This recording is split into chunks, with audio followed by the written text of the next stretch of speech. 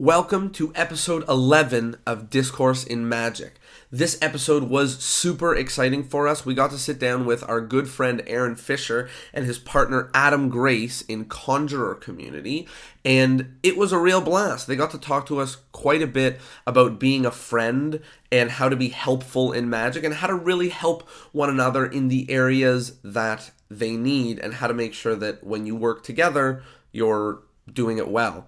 Before we dive into the details of this episode, I just want to tell you guys all about our very exciting contest. The contest is, it's super easy to win. There's 2 steps. The first step is you got to find anything on our website. Any blog post, any podcast episode, anything that you can comment anything on. that you want, anything that's exciting for you, and leave a comment that makes sense. Just say, hey, I thought this was cool. Or say, you know what? Screw you, Ben Train. There's no ethics. Or say, try to make it interesting. Try to make it meaningful. Yeah, maybe if we got a really awesome comment on one of our character posts from Eric Leclerc. There's a couple other posts with exciting comments, so either engage in those or start somewhere else. Very easy. So step 1 is put in a comment, and step 2 is sign up for the newsletter. It's very exciting. We give amazing material to the newsletter, and we need to know your email. So it's super simple. Step 1, leave a comment. Step 2, hop on the newsletter, and what you get for that is amazing. We're giving away 4 copies of Chris Mayhew and Ben Train's Series of Unfortunate Effects. It's a very exciting movie about magic. Film. It's a film. Yeah, it's a film about magic. It's not a documentary. You can also learn the tricks in it. Or you can watch the spectator's cut. That's it. Right, the layman's edit, yeah. And you can watch it with your family. And it's a movie. It's a film about magic. And it's very, very, very cool. It's an exciting story. And these guys put together something really exciting. So a lot of our friends are in the film. A lot of guests that we've had on the show. A lot of upcoming guests are in the film. And that's something that I think is super interesting for me watching it. Is I seeing my friends in this well-produced a film. And that's something we talk about a lot in this episode is magic friends. And one of the things I think is so interesting is that I still learn from my friends all the time, and that these people in the film that I am close with now used to be mentors to me. And that's really what we focus on in this episode is how to go from mentor to friend and how to be a good magic partner and how to help each other out. And I think that these 2 guys really know what they're talking about in this field because this is what they do. You know, they help people advance through the world of magic over in Conjuror Community, and we're very excited to hear a little bit about the inside scoop, and we will be hearing a ton more from them in the future. So without further ado, here they are, Aaron Fisher and Adam Grace from Conjuror Community.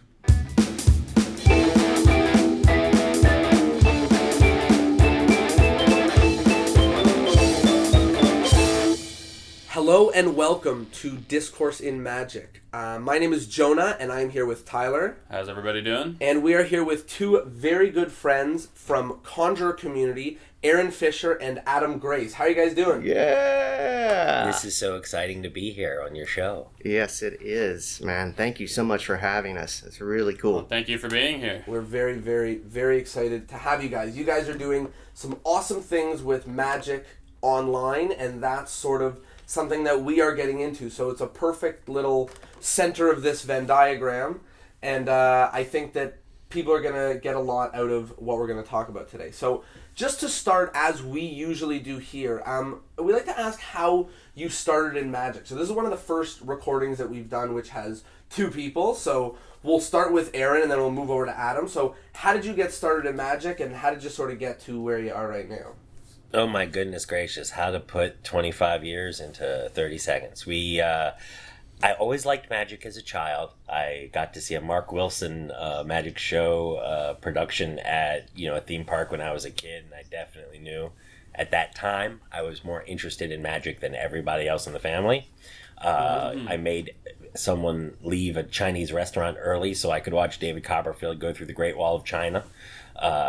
Had sold more summer sausages than anybody in the school fundraiser so that I could get the magic kit. Got very depressed by what I found inside the large magic kit and that was the end of that, and so the ring slept for a time.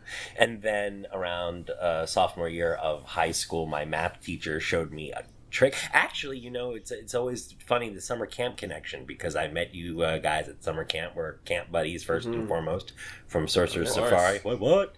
And at summer camp, I learned, someone taught me how to do what we call in magic the glide, and so I did my trick with the glide. What's everybody. The glide? What is that? Technically we call it bottom switching in my training program, but or that bottom switching also is like plastic surgery. You can do that in my anime. But I did that trick mercilessly for everyone I met. So I would do the trick. I would fool people with what turned out was a very excellent glide for your friend that did magic, and because I did, I just did the glide, and I did that trick for people until they caught me, and so it all slept until I was 15, 16.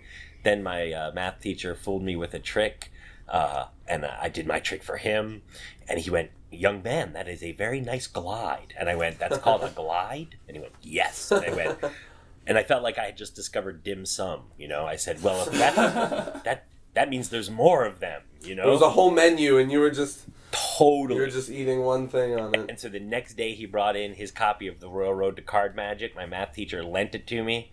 And I began loitering with intent at the magic store.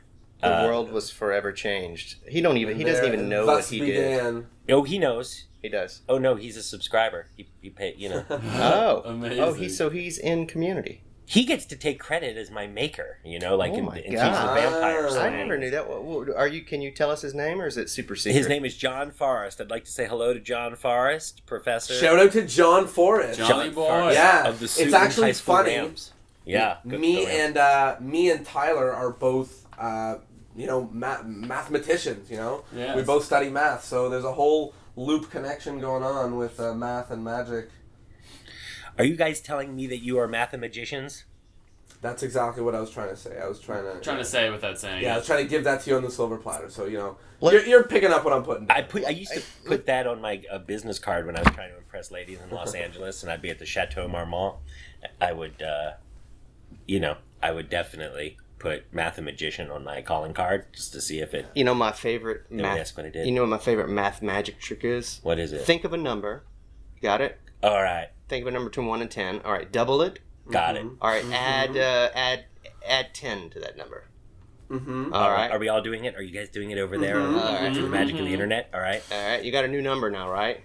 It's true. All right, now cut this new number in half. We're really going to mess this up. We're just going to screw this up. Okay, you got a new number now? I got it. That is Do you remember your original number that you thought of? Subtract that from this new number, and you'll have a whole new number that no one could possibly know. I have a number in my mind, but I want everyone to know I was told there would be no math today. Okay, you're thinking of, think of it, 5. Is that it? What? Shut the front It happened Oh, through Skype, people. Did it happen for you at home? And I had my finger on the screen. The whole time. Wow. That's old school. I love that. I love that trick. Do you love that trick? I do. That's the trick. Adam is the kind of person that when he does that trick, people are amazed, and I don't know. That's not the material. That's probably a perfect intro into Adam. So why don't you tell us a little bit about how you dove into this art? All right. Well, I got started really young. I was about 5 years old. My dad did a couple of he knew a couple of card tricks, and I got one of those Houdini magic sets. And then when I was about 6 years old, he took me to go see David Copperfield live, and I'll never forget. I was in the balcony, way up in the nosebleed section, and David Copperfield. I actually thought, because my family was my father was a pastor, so there was what I thought of as magic. Was only what God could do. Mm-hmm. But then there was this guy who was an earthly being on stage doing these incredible feats, and I said, well, that's what I want to do. Clearly, I want to be God. So after the show, we walked down and met Copperfield as he met everyone in the audience, signed autographs after the show, and I said, I looked up at him with my little blue eyes, and I said, Mr. Copperfield, I'm going to be a magician one day. And he shook my hand. He said, son, you're going to grow up, and you're going to be a great magician one day. And it's just kind of a blow off. But that There you go. was the steam that I needed to put in my engine. And Because your paper engine. my paper engine. No, you know, incidentally, just so you Plugs know, at the end. and Adam won't ever tell this part, but that was probably not only the first Jewish person you'd seen, but since that person was doing magic, Adam began to associate the Jews as a magical people very early, and he'd been told so probably by his pastor father for different reasons, but now he had proof because he saw the Jew doing the magic. And is that when you began to study the Talmud? I was very confused because all I knew is that the Jews had killed Jesus. Right. And then all of a sudden there was this Jewish man who was doing these miracles. So now he's God. So now I think God They brought him back 3 days later. Yeah, so I was very confused as a child. But needless to say, Wow, so it all sort of sorted itself out once you put playing cards in it. No, it was once he met me he realized Right. that all Jews are not magical, but all magic is Jewish. That's it. and that will be the title of our next book at Conjuror Community. Right. Perfect. So, and actually, that is a perfect lead-in to the introduction of you two together. So, how did Conjuror Community start? Do you remember a time when magic stores roamed the earth? Were you guys? I remember when there was that two I do in recall. Toronto, I do and now recall. there is one. Yeah, exactly. That is... Wow. And there's a part of me that's a little sad about that, you know? Yeah. Yeah, for sure. Very sad. That there's no magic shops left. Well, wait a minute. There's There's one in Toronto. No, there was two. Now there's one. There's one, yeah. Well, and each time a magic store goes out of business, a jar An fills angel with gets its quickening. wings. Yeah. There's the quickening, you know. There can be only one. He levels up. A That's jar right. levels up. You know, it's just like Highlander. It's Yeah. probably before their time as well. Right. So what had happened was, I moved back from Las Vegas where I had made dear friends I was roommates with Dan Harlan. I was Lee Asher's running buddy. And so that's when I got to really meet the stars of magic and my heroes and did a lot of card stuff out there, but also really, that's when I got to meet Jeff McBride in person for the first time. I remember I was so excited. wow, We had yeah. this whole odyssey in Las Vegas, and then left Las Vegas in 1998 to come back and finish up my theater degree. And I decided on a lark to go down to the SAM, that's the Society of American Magicians, my Canuckian friends. And you won't find any poutine at their meeting, let me tell you that. Our meetings are all poutine. Yeah. Yeah, Jacques Poutine. Didn't he win the prime minister, the PM? Poutine master? What is it you got? So we went down there and... Prime Minister. Prime Minister. Oh, wow. Yeah. It's like prime rib. Which is weird because I didn't think you guys had religion. Prime rib so poutine. ministers. Weird. So we were down there and I was having a wonderful weekend. In fact, that was, I think, the weekend I met Steve Reynolds and Nathan Kranzo and Doug Kahn. And there's an awful lot of people I went, down there and met. That it was one of those very fortuitous weekends. It was. And on the very last night, and this was so wonderful because they had a jazz funeral for the masked magician. So at that time, just a year or two before, there had been a new phenomenon called the masked magician. I feel like, gather around, children. I feel like I'm in Cloud Atlas. Gather around, children, for the true. Before the internet, he came and stole our tribe. There was a masked magician. He would wear a mask because he was so embarrassed. No, he had to protect himself from the threats. We know who. We know all about. Well, it. let's out him. Who is he? Well, Tell us people at all. home. His name was Valentino. Oh, okay. And I remember... Oh, there, cat's out of the bag. Yeah, this is like, what is this? This is like even older than... This is like older than my material. These are not Jazz- real spoilers. Yeah, I was about 7 when he was on TV. So. Don't brag there, children. Gather around, children. Don't brag. So as it happens, we did a jazz funeral for the masked magician. So this was the most hilarious thing because if you picture Society of American Magician, you have 1,000 people or so, 80% of which are 60 plus years old, even at that time. And they're in the final gala show, as they call it at the Magic Convention. And after it was over, they have what they call do-rags, as you've seen Nathan Kranzo wear at summer camp, the sort of, as we would say, the schmata on your head, you know what I mean? Which is perfect if you're at camp, and you're schwitzing, as we would say. It's Copperfield. I don't understand any of this. I don't even know what's going on right now. It's this. Yeah, you're a goyim. What do you want? It's a secret Jewish magic language, and called Yiddish. And we began to dance down the street with a bunch of 60-year-old magicians in do-rags as they played The Saints Go Marching In. And we strolled down Bourbon Street to the Big Easy Cigar and Magic Bar, right? Yes. Which held a record for longest-running magic bar in the United States at 3 months at that time. Well, so the point is we were dancing.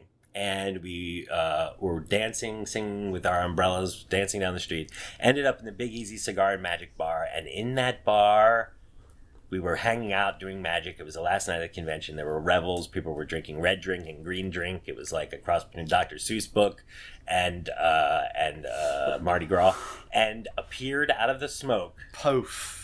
Adam, the amazing Grace, Ding. who fooled me so badly with a card trick. He had a person at the table. We can't tell anyone what the trick was because I can't even tell the effect. Okay, go ahead. Yeah, sure.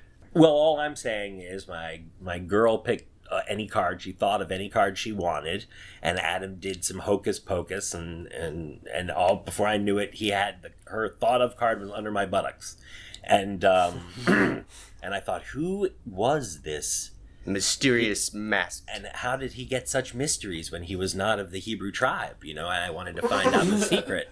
And we stayed up that night talking about theater and magic and all kinds of stuff. It turns out we had a lot in common, too, because we were both theater students. I had spent about 4 years in New York City doing theater, and I did a Broadway show, and I was doing street magic shows, and Aaron had been on the other coast, or close, in Vegas doing, inventing incredible magic and changing the face of card magic forever. Like all this stuff that you were like, all these ideas and you're laughing. It's a real love fest over here. Do you guys ever get an opportunity to talk about each other?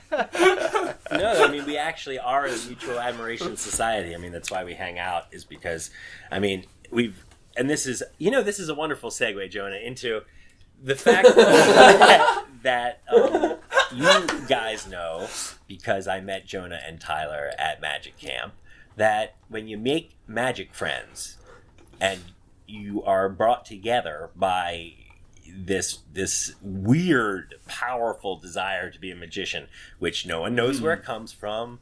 No, it doesn't actually, just for all of you, non-Jewish folks out there, 80% of the universe minimum. Obviously we were joking about all that stuff. Whatever the weird gene, the mutant X gene that brings us all into magic is unique and weird and strange. And when you meet people who have the bug, and they have it the way you do, they got it real hard, they stay up all night thinking about magic. You become friends in a really beautiful, wonderful way, and no one else understands you. And you could say the same thing about theater kids or anyone who's got a passion that their parents don't understand. I'm sure it's the same in skateboarding universes and stuff like that. And you guys too, right? I mean, how long have you guys been friends, Jonah? We've been, what is it, 6, 8 years 8, now? 10, 500, 3,000. Yeah, so this is my 9th year going to camp. We met second year at camp. So yeah, about 8 years. We're speaking within this lifetime, guys. So yeah, 8. Oh, in this lifetime, it's 8 years. Right. Yeah. So let's just count this particular. I remember the first time I went to your house. We had this moment. We were at the park jamming. We were just like, I am so glad that we're chilling outside of camp, because we would be friends regardless of the magic. So this is going to be awesome. And now we're working. And then we got to jam on magic, and we got one of the first opportunities to sort of. It was for me one of the first opportunities, as well as camp, to learn with someone. To sort of teach and try things out and have your playing field your first playing field to not necessarily be in front of spectators, but in front of a friend. And we brought you guys on because, for us, I mean, because I know Aaron a long time, the word that, shines in our heads is teacher. And it's been very helpful. I mean, me and Tyler were sort of reminiscing about some stories from camp. Oh, boy. And and yeah, just the appropriate ones. And Tyler,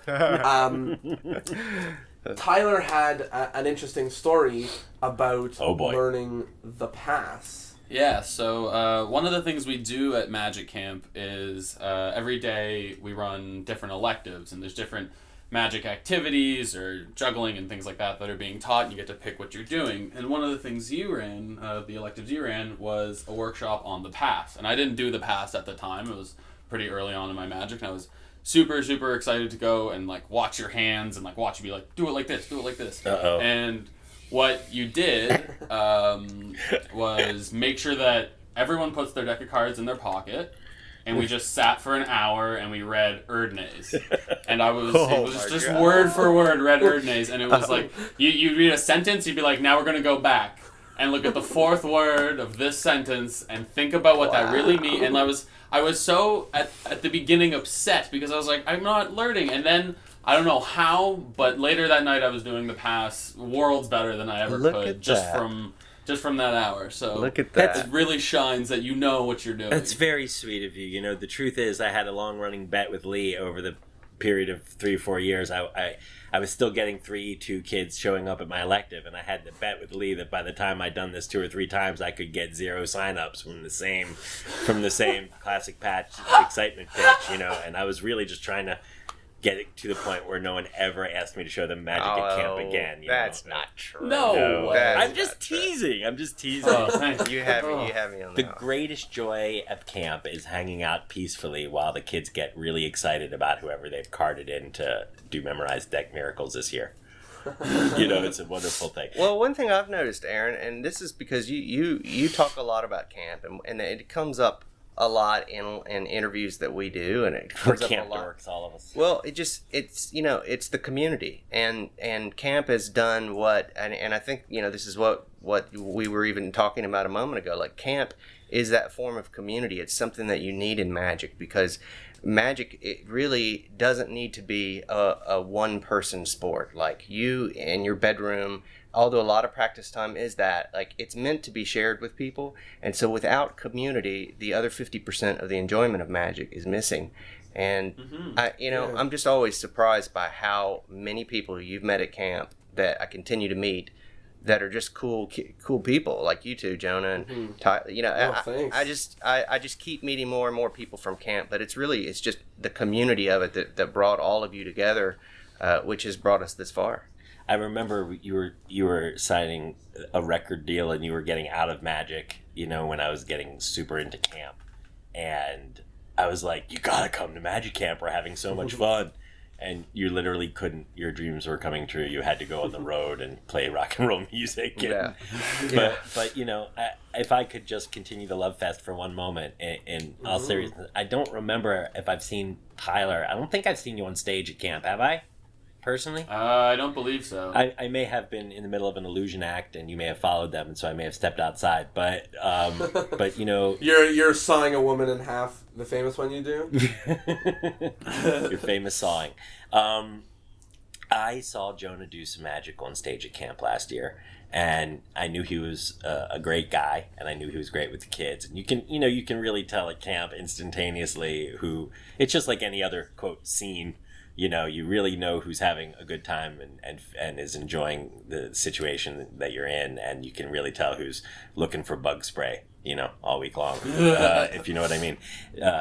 Which leads to the phrase of which you never hear out loud of, well, they're just not camp people, or whoever. Mm-hmm. But Jonah did some magic that was so wonderful and so great, and he did some mentalism and his watching how great you were on stage last year. And I remember I told you this right after the show, so it's not just for the benefit of our little talk here, of our little web hang.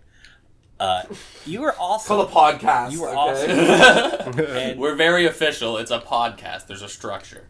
What's that, Sonny? A what? A podcast? A podcast means you have to go through a lot of effort to put it on an Apple interface. So Jonah's a kick-ass magician, huh? Sensational stage magician and a really smart guy. Tyler had a reputation. I remember years ago, it was Lee pulled me aside and said, "You see that kid over there?" I said, "Yeah." He says, "That's Tyler."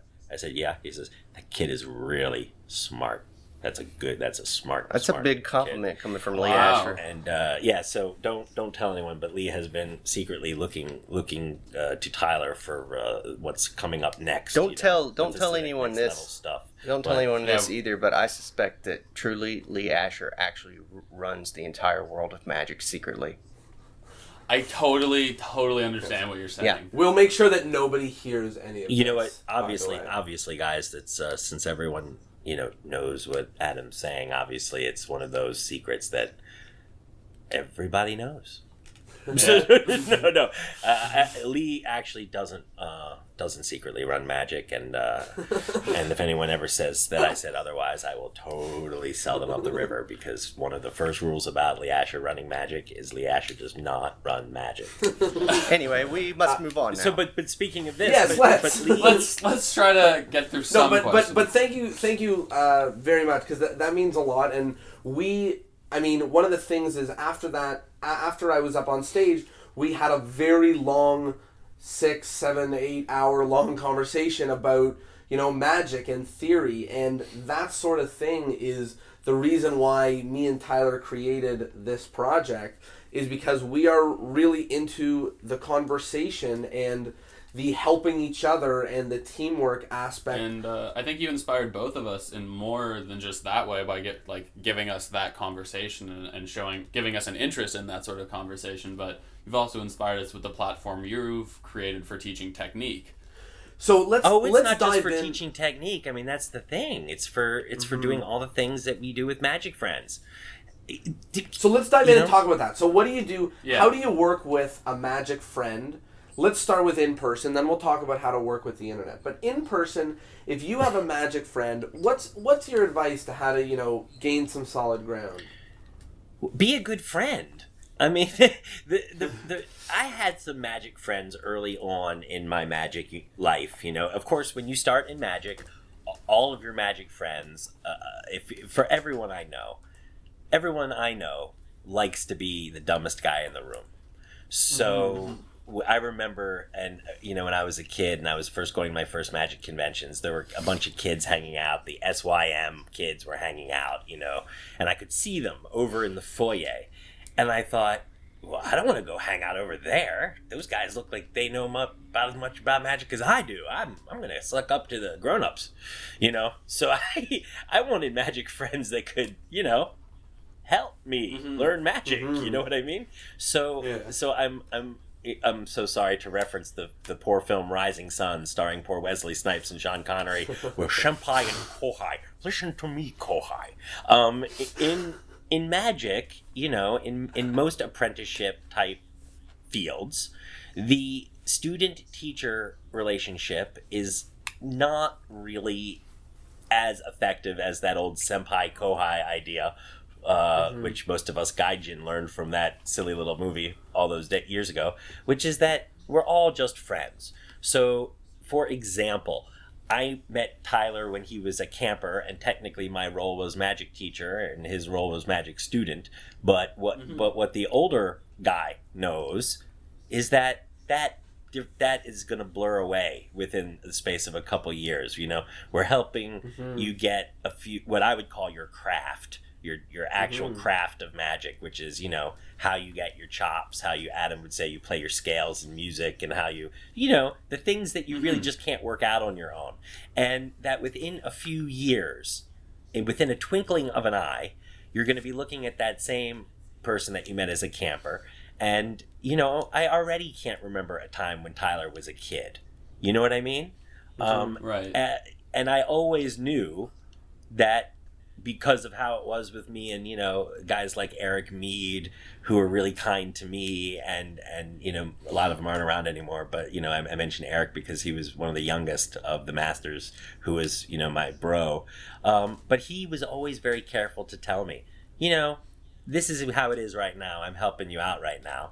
But within a couple of years, we're just going to be buddies. First you'll be of legal drinking age. That's not specific to Eric. But at the end of the day, you go, this is a kid right now, or this is a student right now. Because when I have this bad affectation that basically I've learned from camp, that magic happens in developmental stages. So it's just like life. So whether you pick up magic at 30, 40, 50, or 10, you're still a magic kid at that time.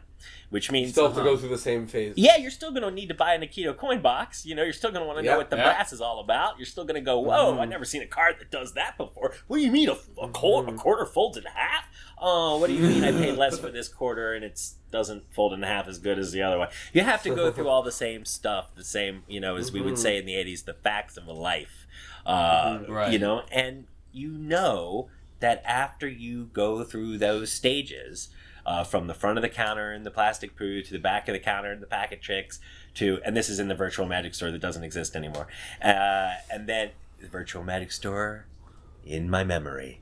And then you go to the back and then there's the books and then there's the back room. And as you get through those different developmental stages to where you're, you know, really understand magic, you know how to teach yourself magic, and you're creating your own magic. When I say creating your own magic, I don't mean inventing tricks. I mean you're working it out. You're a magician. Yeah. You know what I mean? Yeah. You don't need teachers anymore. You just got buddies. And so then what I found was when I was an adult, I found that, hey, look at this. Among the adults, hey, here today, you know, Jim Steinmeier, my hero, is helping me with my stand-up show because he sees that this could use a little help, or any one of 1,000 guys, and then maybe one other guy that I look up to myself, whose books I've been reading since I was a kid, says to me, hey, can you help me with my path? You know, can you how do you do that?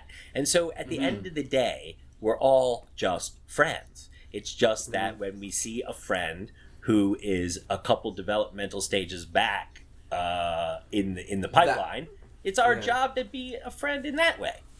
That made me realize that all of that posturing and all of that Magic Star stuff you have to go through, or did have to go through in order to meet the guys, in order to get the lessons, in order to figure out anything, was nonsense. And what was really real was hanging out with some people who love magic and talking about how to do it.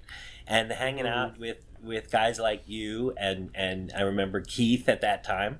I went, wow, you know, when you're hanging out with a young man and you just go, hey, let's read the Erdnase together. Let's not put it in a secret and pretend, you know, it's let's not pretend it's Scientology. You know, it's the 8th level. You sorry, kid, you gotta do my laundry for 15 years before you get to the 7th level, and then maybe one day we'll discuss the 8th level. I think what you're saying is that there's a level of kindness that has to come along with the responsibility of the teacher-student relationship. Like, if there's not kindness in there, then it's just not going to develop in the right way. I mean, because I view you as, you know, somebody who brings a lot of kindness to your teaching. You positive reinforcement. I mean, I watch you do this every day in Conjuror Community. I watch you teach people every day.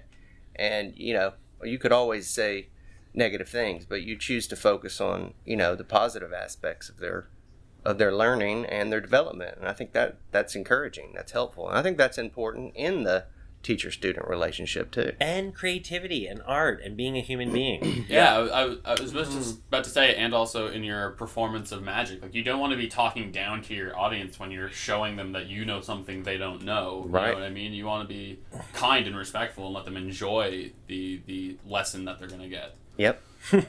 Yep. So let's say that there's someone at home who has listened to this whole conversation and they've said, I need a magic buddy. It sounds like there's two sides of the world, with the Jonah Tyler combination magic buddy and the Aaron Adam magic buddy combination, and they want a magic buddy, but maybe they don't have someone. So how does someone utilize what's going on the internet to maybe get that sort of experience or anything similar, you know, to try to get someone to help them and be helpful to other people and stir the pot?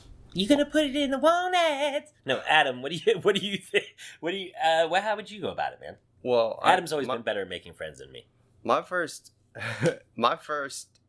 piece of advice to anyone would be, make sure you find the right place, because there is still a lot of negativity in magic that you see.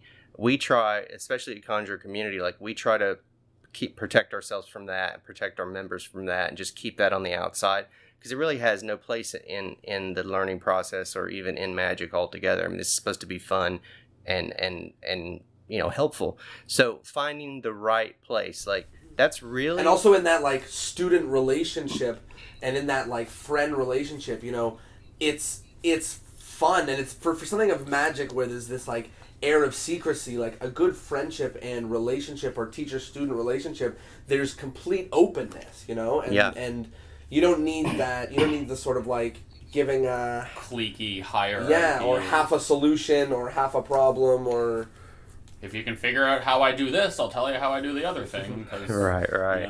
Yeah. So and don't tell anyone I showed you this.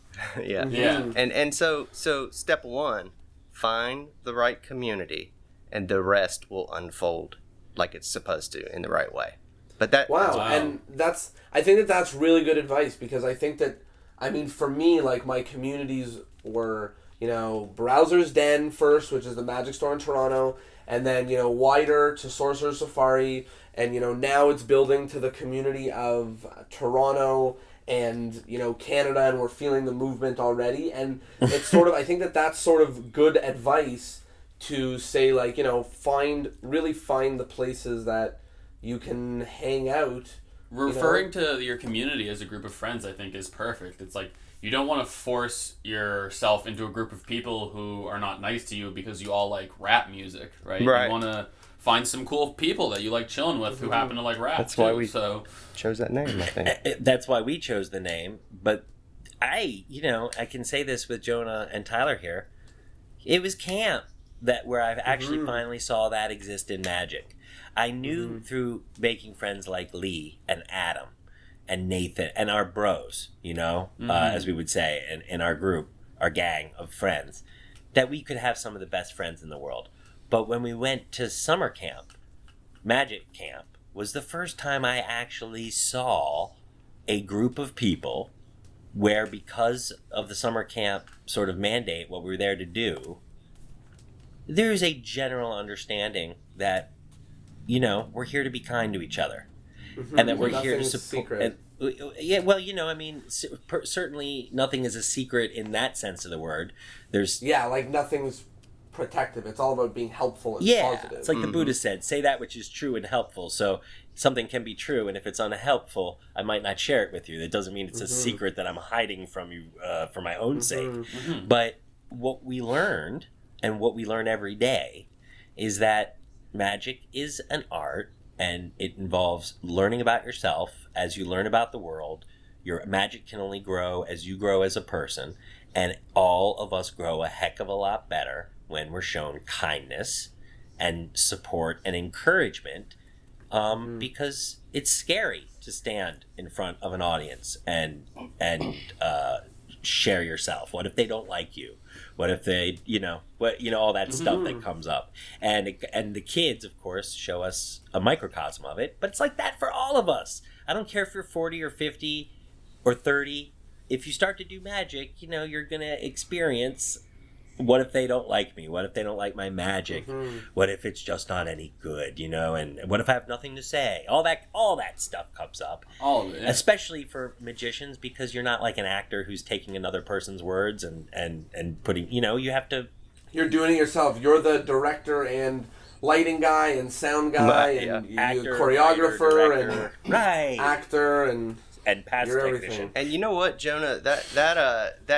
We said this just a second ago, but that's why we chose that name too, because when we were trying to think about what we were building in the online universe, what we wanted was a community. So that idea of a Conjuror community, Conjuror.community, first and foremost, we wanted it to feel like Magic Camp. We wanted it to feel like a place that was a real positive community where people could come in and at whatever stage they're at and move forward quickly in a positive way. And so in the same way, Jonah is a great magic counselor, and Jonah and Tyler as well. I just got to see Jonah's counselorship specifically, just because I happened to be stuck in watching him do it one day in the middle of the rain, I think.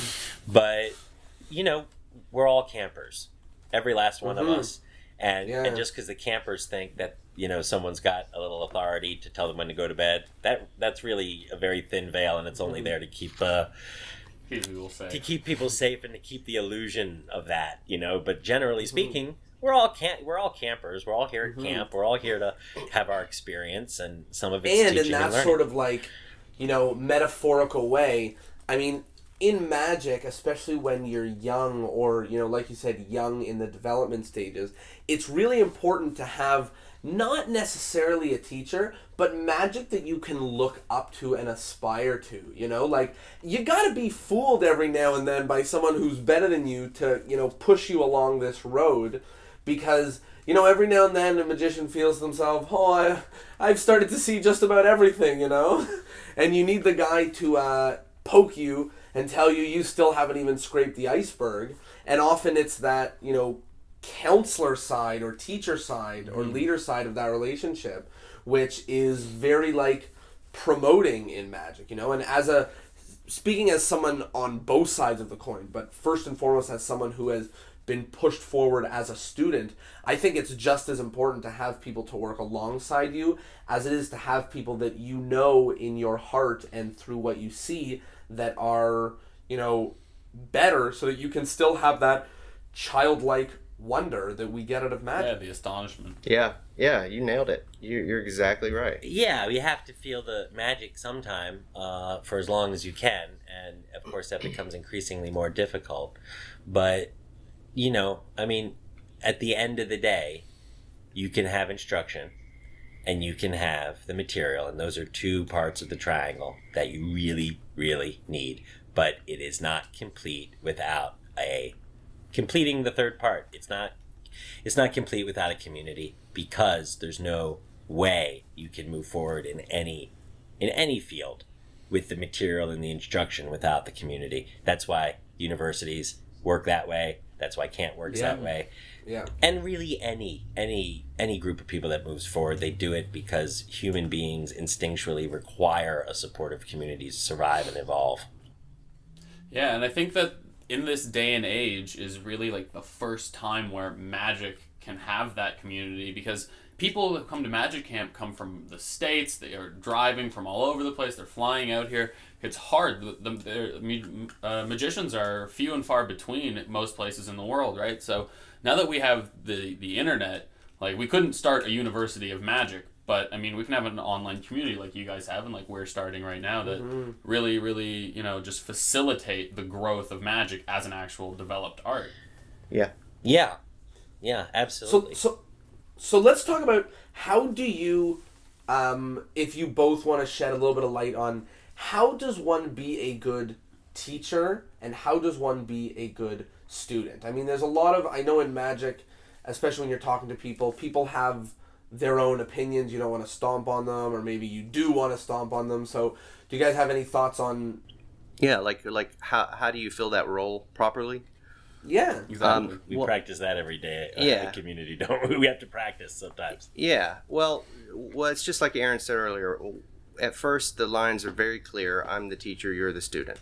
And that begins to change, in community.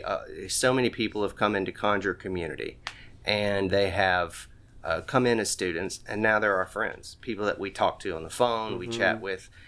So the lines get a little blurred, but at the very beginning, I think it's step one, going back earlier, step one, you find the right community. Step two is, and this goes for teacher and student, you have to be open and willing to change. So if you come into a community and you think you're right, you think that you've got all the answers, then you're not looking for anything other than a mirror to your own ego.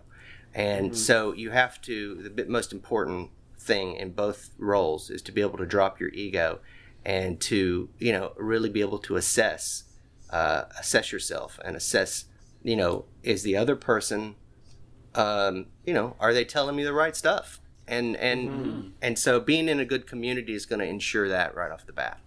And being aware, look, you can go as we all know, you can go to Magic Camp and you can leave no smarter than you got there. It's sure. possible. I've seen it. But if you, I know that the coaches at Conjuror Community and certainly at Magic Camp learn every bit as much as the attendees. Yeah. Of course. I first started doing these things online because I knew it was a way for me to keep learning and keep moving forward.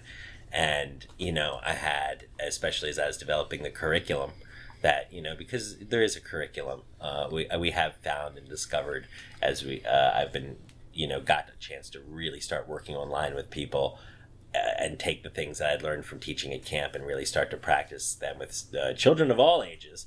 And on a weekly, bi-weekly basis, twice a month, 3 times a month, really meeting with people and really seeing how all the different people learn, how all the different people develop, and accepting that my job is not to turn them into, clones of anything, but to facilitate their growth to become whatever magician that is in them to be.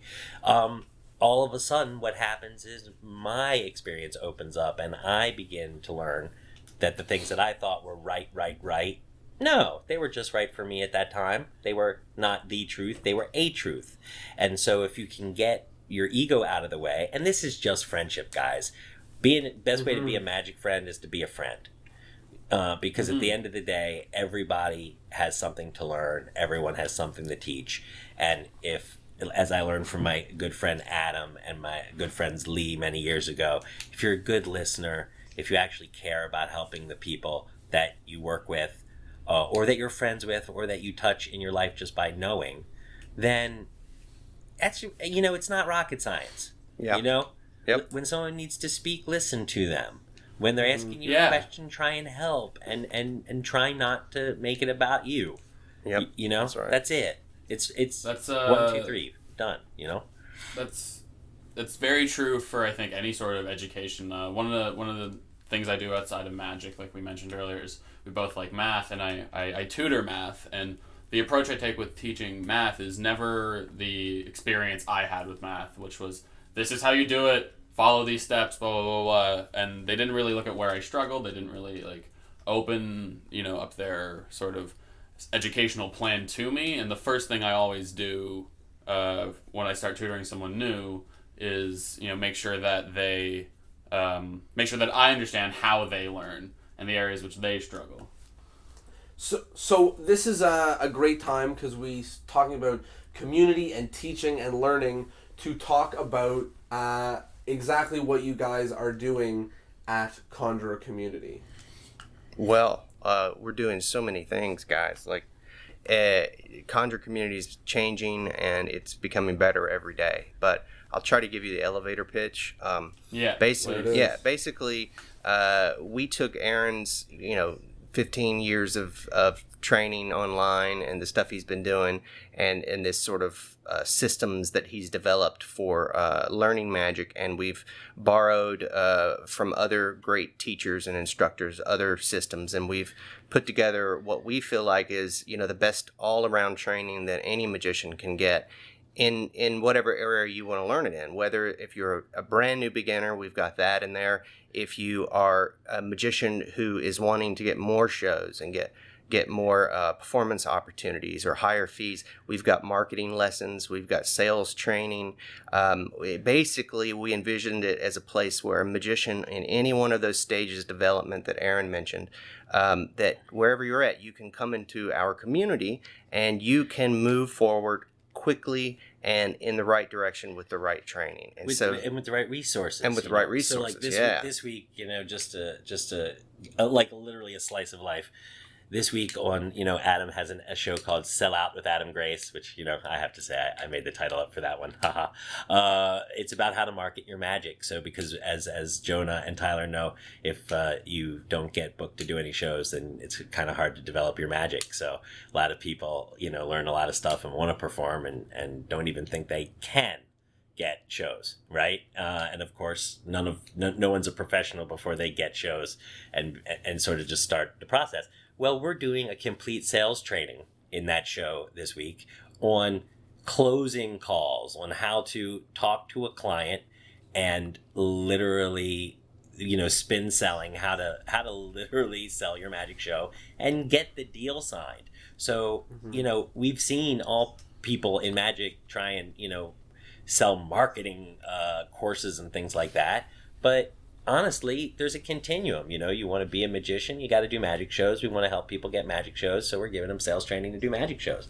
In my last alpha class, we actually did an in-depth teach-in on the path, and before that we did twisting the aces, which is one of those easy tricks to do that you can become a great magician in the learns literally how Verdon thought about magic and become more magical just by doing that one trick. And so it's always something different. There's 4 or 5 live events every month and new training plans every month. And you can get on the camera with Aaron and what we call hot seats. Live participant the coaching calls. So we have whole events dedicated to people who come in, and it reminds me of scene class in college and in the theater, and you come in and you work, and then we give feedback. And this is like another to the point of how you be a magic friend. And ask what you would like feedback on, right? Because if I'm just working on getting down the moves of a trick, and then I show it to you and you go, well, I really think your presentation needs work. He's like, well, thanks, man. I know, that wasn't what I was doing, Well, I was like, I was just trying to figure out if you thought the method was okay, So we give people feedback based on what they're asking for and what they're needing, and it's positive and constructive. It's not about, what you get when you, unfortunately, we go to a magic club and you get people who aren't helping, right? Often, not helpful. So that, that's what community is. It's a place where you can get all the it's the 3 parts of the triangle: the training, coaches who are experts at what they do, who want to help you, who care about you getting better at magic, who are over the need to be the greatest king of the universe in magic and want to help you. There's no ego. Yeah, and then all 3 come together, and then the community. We have our Facebook group and meetups and all these kinds of things where people can, as jam and be good friends to each other and process all of that material. And that's what it is, and it's evolving all the time, because just like we do with our audiences and our friends, we're listening and we're evolving and we're growing and we're letting it become better and better and more itself every day. And if you're out there listening right now, you should come check it out. We're at Conjuror.community, and that is you can come check it out and see what you think about it. If you want to move forward quickly and you want to grow your magic really fast, we've got the place where you can do it. Yeah, awesome. Beautiful. I think that's a great place to start wrapping it up. One of the things we always do during our wrap up is just give a quick few final thoughts and points on the talk, and if there's any last things you want to get off your chest. So, all right, well, I know Adam, just so you know, Tyler, Adam's going to actually has one of our group hangouts starts in 4 minutes, so he's going to wave goodbye right now, and I'll stick with you here for another few minutes. That's dedication to the community. Adam, thank you so much for coming with us. And before you... Did you leave yet? No, Are you still with us? I'm still here, buddy. Do you have any final thoughts about either anything that we've said so far that you think might be like a key take-home point, or anything that you think just a last nugget about being a good teacher, student, or just member of an online or in-person community? Yeah, I think what you two guys are doing with this podcast is exactly right. You guys have something you want to share with the world. You have creativity, and you have the know-how to get it done. And so I would just say that if you're in a position where you've got something to say and you want to do something, don't be afraid to do it. Just go, take your dream and take your life by the collar and make it happen. Just like you guys are doing right now. And so yeah, I'd just like to say thanks for having us on your show, because I really think you guys are onto something here. Yeah, and later when we're not here, and Adam was going to leave now, but I'll just twist his arm, and if you want to do he's really an expert on so many areas of magic, and I think he's become probably the most savvy user of the internet to help people market their magic. And so I'm going to be able to twist his arm and get him to come maybe talk to you about that. And because I know that you guys would like to talk about it, and it'll be fun. Yeah. That'd be incredibly helpful. Thank you so much, and we will let you run away while we do the last of the wrap-ups. All right, and I'm here, and he is like that. He was gone. There it is. So how'd that happen? He's magical.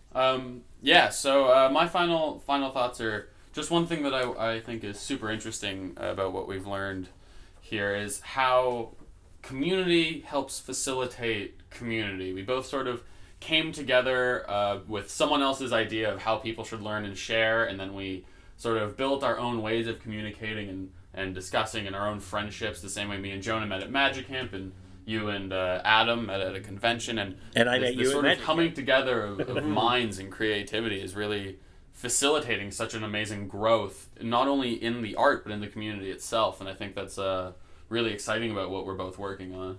Yeah, for me, I think putting the whole magic teacher helping thing into perspective of just being a good friend, you know, and being open to what people want to know about and giving them exactly that, your opinions, your feedback, and just, you know, and that teacher-student title will blur and eventually just become friends and co-helpers and all that good stuff. Yeah, you know what the Buddhists say, all paths are traps, right? And another sort of statement that's teaching the same point is release even the antidote, you know? So release the antidote, I guess, means tell that old story. That reminds me of Max Maven. He will release the antidote. Well, that reminds me of a time. But what it means is that whatever the step forward now, the solution now, the medicine now, is the medicine now. And then there'll come a time when that same medicine becomes the poison, right? Because you need to change. Again, you need to adapt and evolve.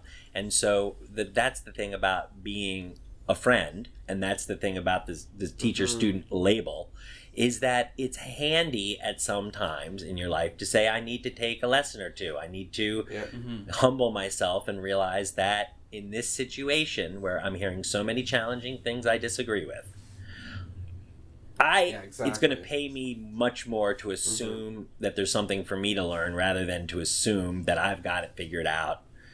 Something tingles in you when you're being challenged in a way that feels like maybe it's your opportunity to listen. And that happens to me with people who are technically labeled students every day. Happens at camp. I've learned so much at camp in the last couple of years, guys, about magic that, you know, I never even got to talk about with the campers, because, you know, I'm hanging out with real people and seeing 14, 15-year-old magicians and how they're looking at things year to year, and it's humbling me because as the world changes, we all change. And, you know, at some points it becomes helpful to adopt okay, I feel like a student, you know. I always feel like a student, but I think, like you say, you know, the teacher-student label is a way we make friends in magic. And very shortly, we become friends, and just like any friends, if I need to learn how to change the oil in my car, you show me, and you know. And if I happen to know how to, you know, take an applause cue and you don't, I show you, and you know, and you're friends. You know, it's and I do think, and this is one I think maybe everyone who stands away hangs out to the end for the Easter egg. This is a big secret. Not only is it be a real friend, but be on the lookout for magic friends who you share things in common with besides tricks. There you go. Because they are the ones that have the potential. Because, you know, magic is so little about the tricks. It's about creating the experience of magic. Exactly. And friendship is, in many ways, a magical experience. I mean, you guys met, and doesn't it feel like a magical, happy, Like real good journey. fortune that you guys are bros? Oh, for sure. Yeah, and so you can talk about anything, and magic is really just an extension of all that other stuff. It's just part of it. So if the only thing you have in common with a friend is magic, I tend to find those magic friendships are not as built to last. Yeah, you need to have more.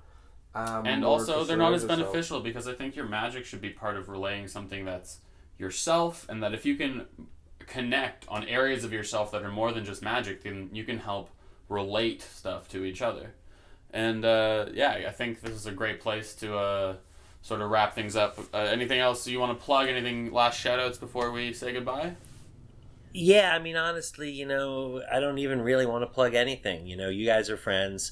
we do have Conjuror Community. Everyone is welcome to check it out. It is an easy thing to check out.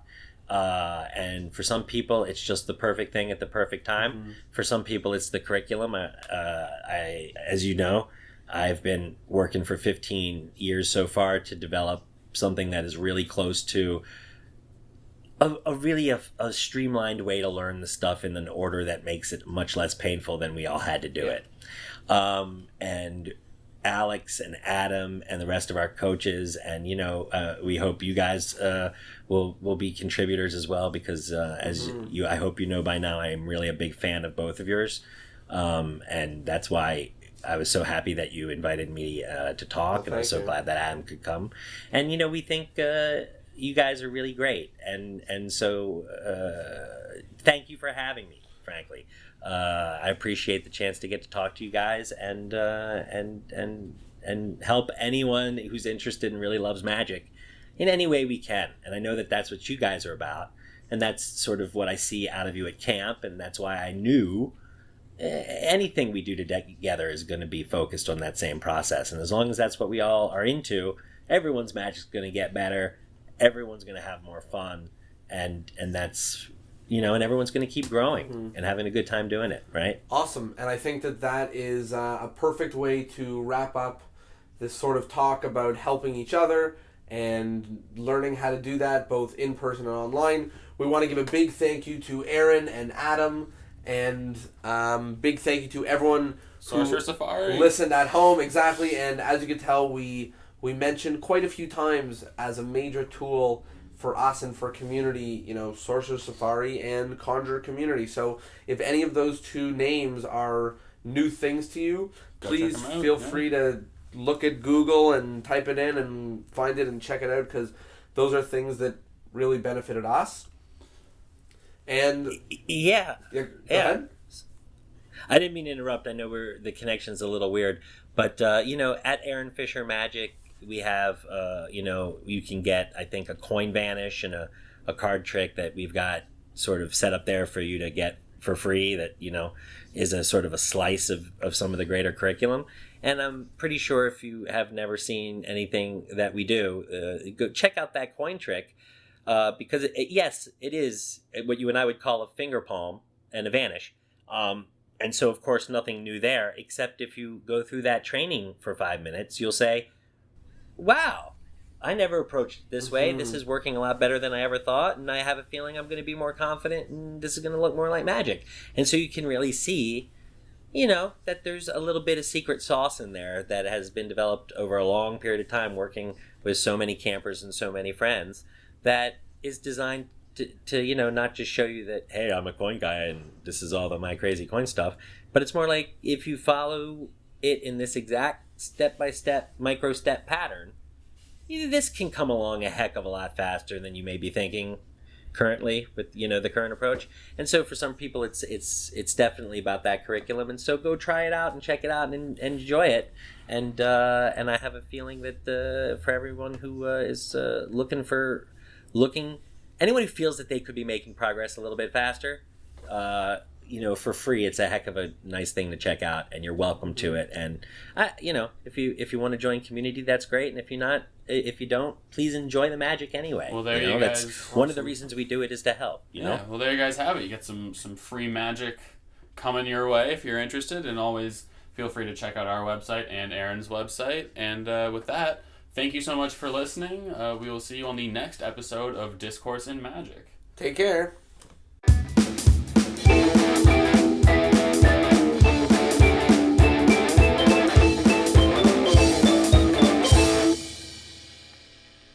Well, I hope you guys enjoyed episode 11 with Aaron Fisher and Adam Grace. It was a blast to record. They're always, great to talk to. Aaron's always, been a good friend of ours since the start of our magic career. So we hope you guys found a lot of value in it. I hope you really sort of reflect on how you are a magic friend to your fellow magicians and how you Yeah, and see if you can find yourself some friends in magic to participate and work in some of the fun ways that we described. Speaking of friends in magic, we are your friends in magic, and we want to give you a prize. Free stuff. Exactly. Okay, So, okay. There's an economic cost. You have to put in the time of commenting and entering your email, but that's not much. It's no money, right?